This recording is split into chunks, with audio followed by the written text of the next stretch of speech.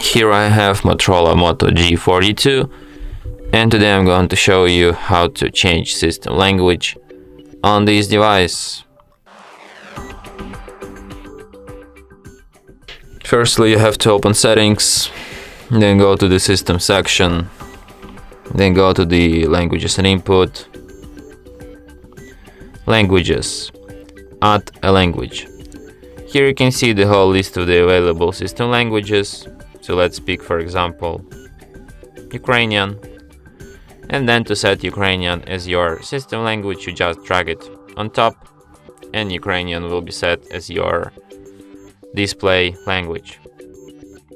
So if you want to set it back to English, just go to the налаштування, then to Система, Мова та введення, Мови, and drag English back on top.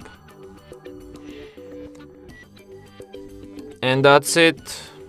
Thanks for watching.